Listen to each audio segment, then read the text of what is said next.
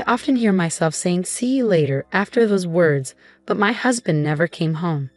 He vanished without a trace, and despite the police's best efforts, he was nowhere to be found. He just ran away, didn't he? My sister's voice haunted me with those chilling words. Maybe he got tired of you. My name is Ella, and I was born a twin. My sister, Charlotte, and I share the same face. But our parents have always favored her. "Dad, Mom, please give me some money. I'm going out with friends," I would plead. "Have you already spent your allowance for this month?" my father would ask. "Yes, I have," I'd reply, hoping for their generosity. "Please, Dad, I promise I'll do well on the final exam," I'd add. "All right then, here you are," he would say, handing me the money. "Yay, I love you, Daddy," I'd exclaim, grateful but always feeling the sting of favoritism. Charlotte, with her cutting charm, always received the best of everything. Our parents spoiled her endlessly. Meanwhile, I, quiet and reserved, was often neglected. "Dad, I need to buy a reference book for my science homework," I ask. "I already gave you this month's allowance," he'd respond. "Use it wisely." "Oh, okay," I'd reply, resigned. Charlotte's selfishness grew, and she began to want everything I had. "Hey, Ella, I like your outfit. I want it," she'd say. "What? No, please don't open my drawer. I bought this with my own allowance," I'd protest. "I'm sure it looks better on me," she'd insist. "I'll take it." "Hey, give it back to me," I'd demand. "Mom, Ella's being really mean," she'd complain. "Ella, be nice to your sister." "Just give it to her," my mother would say, ignoring my distress. "But why?" I'd ask, feeling the injustice acutely. My parents always listened to Charlotte and disregarded my feelings. Whatever she wanted, she got. My possessions were taken from me at her whim. I endured it all with quiet patience. Fortunately, after graduating from college, I landed a job far from my parents' home. I rarely had to see them or Charlotte anymore, which brought me some relief. However, growing up in her shadow had left me lacking in self-confidence, and I had never engaged in anything that brought me joy. My life became a series of diligent, steady workdays. It was during this time that I met someone who would become my future husband, Daniel. We often met for business discussions, and he'd hand me documents with a polite, "Here you are. Please review the document." "Thank you," I'd reply, trying to focus on the task at hand. "Wow, you've gone into such detail. I hope it will be useful," Daniel said with a warm smile. "Of course, I'm always grateful to you," I replied. "If you'd like, would you be interested in having dinner together sometime?" "Dinner? Oh, sure," he responded, his eyes lighting up. I had never had a dinner alone with a man before, so I assumed it would be just another business meal. But as time went on, Daniel began inviting me out more frequently. One day, during a quiet dinner, he looked at me with a serious expression and said, "Ella, would you be my girlfriend?" "Me? Are you serious?" I asked, my voice trembling with disbelief. "Yes," he said, taking my hand. "You're a beautiful person, inside and out. I love everything about you." His words took me by surprise, and I couldn't believe someone felt that way about me. A wave of joy filled my heart, and I found myself saying, "I'm so happy. Thank you, Daniel." My eyes welled up with tears as we officially started dating. Daniel was a hardworking and sincere man. He worked for a major company and earned well, but he wasn't a spender. He lived a solid, grounded life. After a few years of dating, we decided to get married. I became a full-time housewife and moved in with his family. "Mom, Dad, this is Ella," Daniel introduced me. "She's part of the family now." "Welcome, Ella," his parents said warmly. "I hear you're a hard-working girl," Daniel's parents said warmly. "We're going to be family now, so don't be shy, okay?" "Okay, thank you for your warm welcome," I replied, feeling relieved that they greeted me with smiles. They ran a small business and had a spacious home. My in-laws and I quickly developed a great relationship built on mutual respect. "Why don't we all go out for dinner today?" Daniel suggested. "Anything you want to eat, Ella," his mother added. "Really? I feel like Italian would be good," I said, excited. "Italian sounds great," his father agreed. "I heard there's a new restaurant that just opened across the street." "Yeah, let's go there then," Daniel said. "Ella, order whatever you like," his mother encouraged. My in-laws were incredibly friendly and always made me feel happy. As we settled into our meal, Daniel's mother handed me a necklace. "Ella, this necklace would look lovely on you. I used to wear it, but I'd like you to have it," she said.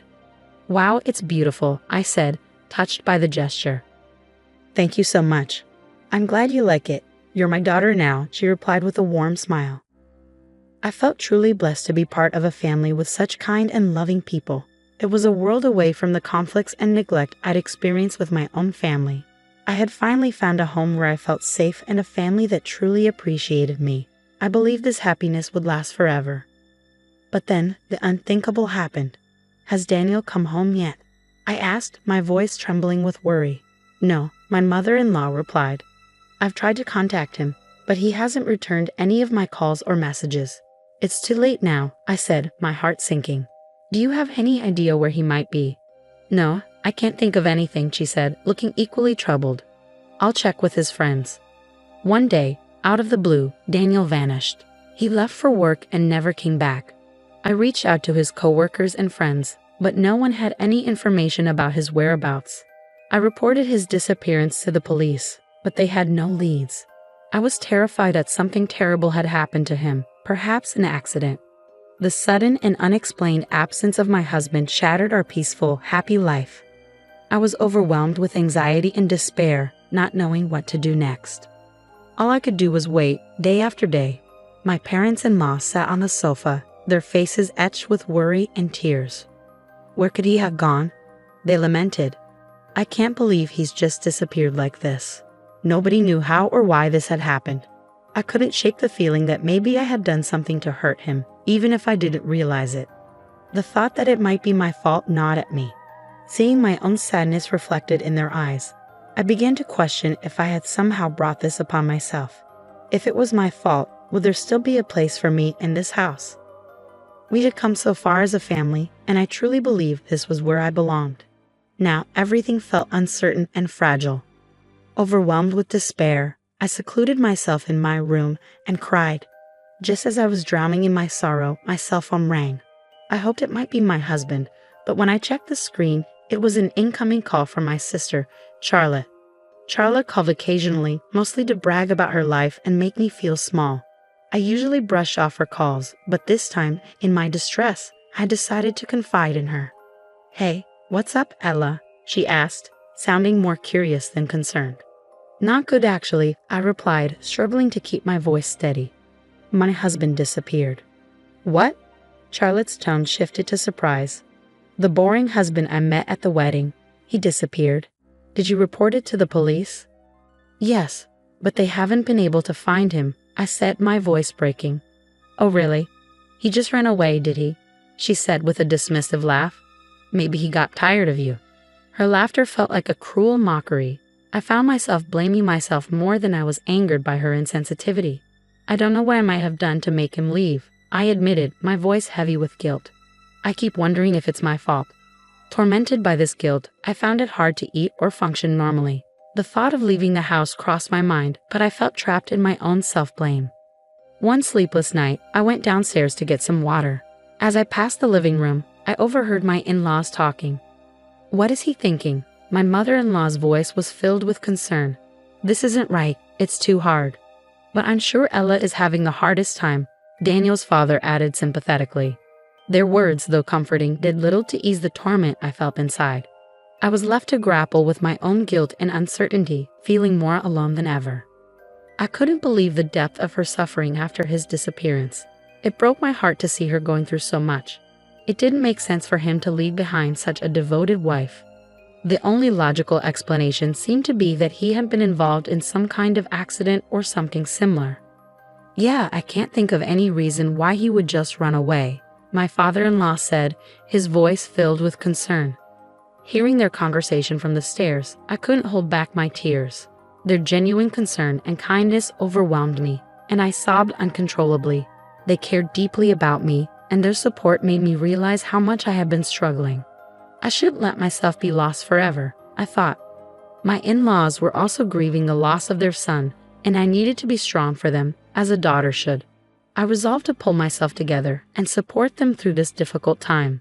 "I made your favorite cherry pie today," I said, trying to lift the mood. "Let's enjoy it together." "Wow, Ella, This smells wonderful, my mother-in-law remarked. If you were to get sick, I'm sure Daniel would be heartbroken, so cheer up. Yes, you're right, my father-in-law agreed. Thank you, Ella. Meanwhile, I continued to search for Daniel, reaching out to his colleagues and friends in hopes of finding any clue about his whereabouts. Despite my efforts, there were no leads. Then, I discovered that $100,000 was missing from Daniel's bank account. I reported this to the police, but progress was slow. Without a clear case, the authorities began to treat his disappearance as a possible runaway case.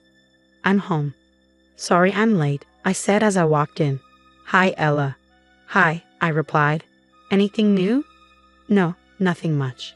I guess the police wouldn't be looking for a missing adult anymore, she said. Anyway, I bought some cupcakes on the way home. I remember you like them. Oh, thank you, Ella, I said, smiling as I took the cupcakes. They looked delicious. Though my in-laws still looked a bit anxious, they were starting to regain their strength. We continued to support each other and grow closer, forming a true family bond. Then, 7 years after my husband's disappearance, my father-in-law passed away. He had been hospitalized for a while due to an illness. But despite the treatment, he passed away peacefully in his hospital bed. After the funeral, my mother-in-law and I were in tears, trying to comfort each other. Suddenly, we heard a familiar voice. Hello, I'm back, the voice said. I looked up in shock.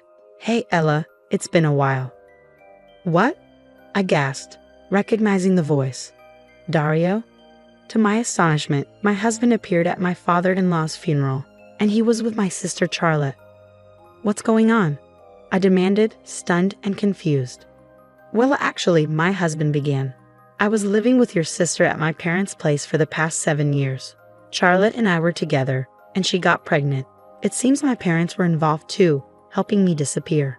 I heard that my dad passed away, my husband said bluntly as he walked in. I'm here to claim my inheritance. His complete lack of hesitation or remorse about his motives was shocking. Are you out of your mind? I exclaimed. How selfish can you be? My mother-in-law and I were trembling with anger. You have no idea what it was like for my father-in-law to die under such circumstances. He passed away burdened with worry, all because of you. I initially devoted myself to you, Ella, my husband continued, but no matter what you did, you were always too lame. It was no fun to be with you. Yeah, right, he added dismissively. Ella, you were always super boring compared to Charlotte. When I met her, my life changed. She was perfect for me. I felt truly happy with her. Unlike with you, I was able to have a child with Charlotte right away. He tried to justify his infidelity with excuses that felt too selfish to bear. My sister, who had never worked a day in her life, had discovered at our wedding that my husband had a good job and a stable income. She had approached him behind my back. You thought you could just take my things like you used to, my husband sneered. Some good money this time, right? Well, it's clear you were only after what you could get. Whatever, he said, shrugging off the conversation. As the son, I have a right to inherit my dad's money. I'm entitled to it. Exactly, Charlotte chimed in. He's got a right to what he's entitled to. So hand over the money. It seemed that my sister had brainwashed him into coming to his parents' house to demand the inheritance, showing a complete disregard for the situation and the people involved. I can't believe he's become such a pathetic person, I thought, feeling a surge of anger. That's enough. It's not going to happen, my mother-in-law said, her voice shaking with fury. No matter how many times you ask, you're not getting the money. Why not? It's my money. My husband protested, his frustration evident. I don't care how many times you ask. Go home, my mother-in-law insisted. I'll be back, my husband said, determined. Prepare my money for me. My mother-in-law was so enraged that she chased them out, but they started following us around, demanding what they believed they were owed. Hey, just give it to me already, my husband shouted. I have to pay back the money, my sister added. I don't care. It's my father's money, and I'm the one who's supposed to get it, my husband argued. Yes, you have to give it to us, my sister chimed in. Why should I give you anything?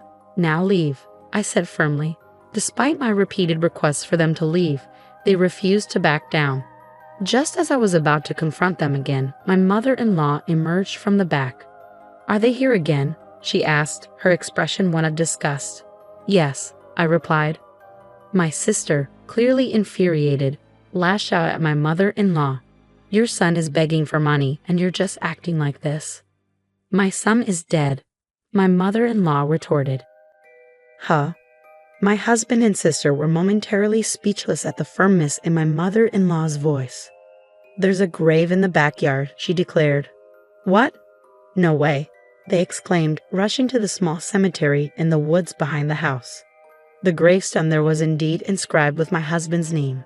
7 years had passed since his disappearance was officially declared, and he had been legally declared dead, allowing my mother-in-law to inherit the entire fortune. As they stood in shock, my ex-husband and sister were frantic. Hey, I'm alive. You see me right here. Yes, he's alive, my ex-husband screamed in panic. So he should get the money, right? Well, you're quite lucky, I said coldly. I'm not demanding any alimony from you for cheating because as far as the legal system is concerned, you're already dead. What alimony? I snapped. If you keep following me around asking for money, I will handle this more harshly. Hey, wait, my ex-husband protested. I'm your son. It's my money, and this isn't fair. My son is dead, my mother-in-law replied firmly. You're his mother. How can you be so heartless? Look at him standing right here, he cried. If my ex-husband were still alive, I'd be suing him for alimony. After betraying his family, he'd have a lot. Well, too bad he isn't alive, I said coldly. So I'm not giving you any money. Now leave. My ex-husband and sister tried to play the victims, but we rejected them firmly. They left, disgruntled by the mention of alimony. Soon after, my parents came to me, tears in their eyes, claiming they were in dire straits. We're in a lot of debt and need your help, they pleaded. We're family, after all. Family? I said, my voice laced with bitterness. You took away my husband and tormented me for years. I'm not giving you any money, not a chance. My parents have been lavishly spending on my sister, leading to their financial ruin. My ex-husband had been living with them, relying on what he thought were ample savings. Meanwhile, my sister's reckless spending and the cost of raising a child drained their resources quickly. What are you going to do? They asked, desperation in their voices. I'll get a job, my ex-husband said, but without a proper family register, finding employment was nearly impossible. What now? They continued, lamenting their debt. We never expected to have another child. I didn't think I'd get pregnant again either. But it's your responsibility, I said, feeling detached. Do something about it. As I looked at my sister's growing belly and their bleak financial situation, I realized I didn't care about their troubles. My own life was happy and peaceful. With my mother-in-law, who truly cared for me, I began to plan a future of joy. How about Paris? I suggested. Paris? She asked, her eyes lighting up. Yes, it would be wonderful, I said. I've always wanted to visit Europe. You mentioned Buckingham Palace too. Why not take a trip to Europe? Really? That would be a dream come true, she exclaimed. My mother-in-law was the only family who genuinely cared about me, and I was determined to take good care of her. Together, we would continue to support each other and build our own happy family.